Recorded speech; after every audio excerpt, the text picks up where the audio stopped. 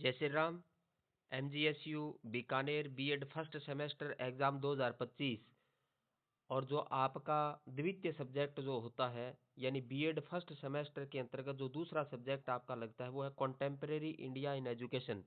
तो contemporary India in education के paper का गैस पेपर यहाँ पे रहेगा। तो अभी आपका जो द्वितीय पेपर है वो कॉन्टेम्परेरी इंडिया इन एजुकेशन होने वाला है, तो उसी का गैस पेपर है आज। और इसमें अनेक महत्वपूर्ण टॉपिक जो गैस किए गए हैं और मेरा जहाँ तक मानना है कि लगभग ये टॉपिक आपके पेपर में आ सकते हैं। तो इसलिए आप इन टॉपिक्स को अच्छी प्रकार से पढ़ लेवें और इस पे ध्यान दें। चलो चलते हैं पहले वाले टॉपिक पे। MGSU Bikaner BEd first year first semester 2025 exam और उसके guess paper contemporary India in education रहेगा। उसका जो पहला टॉपिक है वो है शिक्षा के संवैधानिक प्रावधान व शक्तियों के प्रगटीकरण को स्पष्ट करें। यानी यहाँ आपको शिक्षा के संवैधानिक प्रावधानों को पढ़ना है और शक्तियों के प्रगटीकरण को स्पष्ट करना है, उनको भी आपको पढ़ना है। तो ये टॉपिक आप अच्छी प्रकार से पढ़ लें, इम्पोर्टेंट है, एग्जाम में पूछा जा सकता है।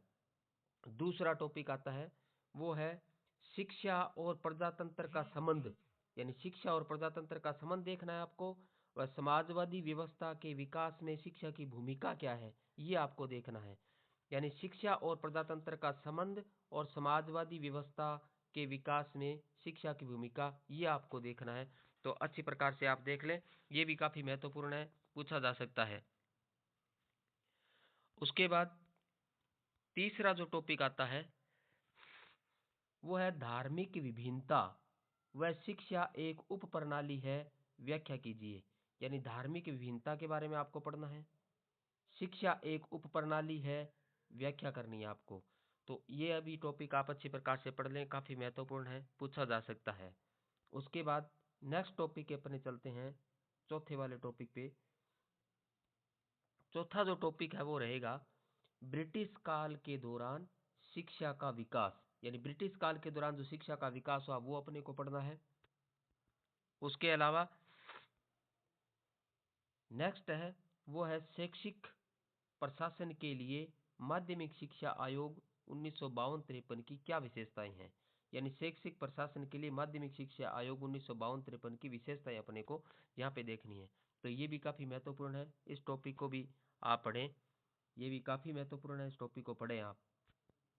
उसके बाद अगला जो टॉपिक आता है पांचवा वो आता है विद्यालय शिक्षा में एनसीईआरटी की भूमिका। यानी विद्यालय शिक्षा में एनसीईआरटी की भूमिका क्या है।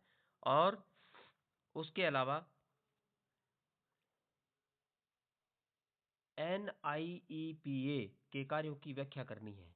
यानी एनआईपीए के कार्यों को भी आपको पढ़ना है। तो ये दोनों महत्वपूर्ण है, दोनों को आप अच्छी प्रकार से देख लें। विद्यालय में एनसीईआरटी की भूमिका और एनआईपीए के कार्यों की व्याख्या भी अपने को देख लेना है, काफी महत्वपूर्ण है, पूछे जा सकते हैं। उसके बाद अगला जो छठा जो टॉपिक आता है वो आता है शैक्षिक प्रशासन की आवश्यकता एवं सिद्धांत। यानी शैक्षिक प्रशासन की आवश्यकता और सिद्धांतों को अपने को पढ़ लेना है। और उसके साथ साथ नेक्स्ट राष्ट्रीय एकता को विकसित करने में शिक्षा की भूमिका क्या है। यानी राष्ट्रीय एकता को विकसित करने में शिक्षा की भूमिका भी अपने को पढ़नी है। तो ये भी काफी महत्वपूर्ण है, वेरी वेरी इंपॉर्टेंट। ये भी आप अच्छी प्रकार से इसको भी आप पढ़े, एग्जाम में पूछा जा सकता है।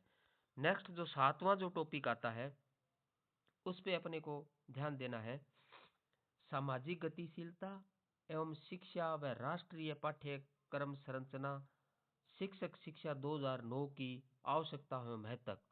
यानी यहाँ आपको क्या करना है, सामाजिक गतिशीलता पढ़ना है एवं शिक्षा व राष्ट्रीय पाठ्यक्रम संरचना और शिक्षक शिक्षा 2009 की आवश्यकता एवं महत्व आपको पढ़ना है।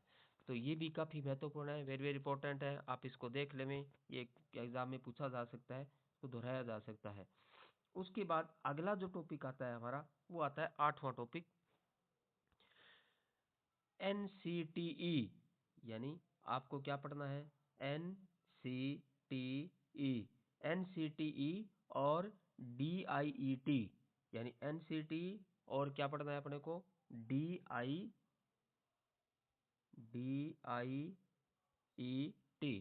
एनसीटी और डीआईईटी के कार्यों की व्याख्या करनी है अपने को, यानी दोनों के कार्यों को पढ़ लेना है अपने को, एनसीटी को और डीआईईटी के कार्यों को अच्छी प्रकार से पढ़ लेना है। तो यहाँ अपने को ये भी आपके एग्जाम में पूछे जा सकते हैं, काफ़ी महत्वपूर्ण है। तो इसलिए ये आपके पेपर द्वितीय के यानी कॉन्टेम्प्रेरी इंडिया इन एजुकेशन के महत्वपूर्ण जो टॉपिक आपके रहे वो आप अच्छी प्रकार से पढ़ें। आप इन टॉपिक्स को अच्छी प्रकार से ध्यान से पढ़ें और एग्जाम में ये दोहराए जा सकते हैं, पूछे जा सकते हैं, तो आपके लिए काफ़ी महत्वपूर्ण रहेंगे। यदि किसी ने चैनल को सब्सक्राइब नहीं किया है तो सब्सक्राइब कर लें और बेल आइकन को दबा लें, ताकि आगे जो गेस्ट पेपर आएंगे उनके नोटिफिकेशन आपको समय पे मिल जाए और उनका परीक्षा में अधिक से अधिक आपको लाभ हो सके। और भी आपके साथी जो अभी जो बीएड जहाँ से भी वो कर रहे हैं, आपके साथी बीएड में हैं और जो फर्स्ट सेमेस्टर के अभी एग्ज़ाम जो देंगे, उनको भी आप ये लिंक शेयर करें ताकि वो भी छात्र छात्रा है वो इसका लाभ उठा सकें।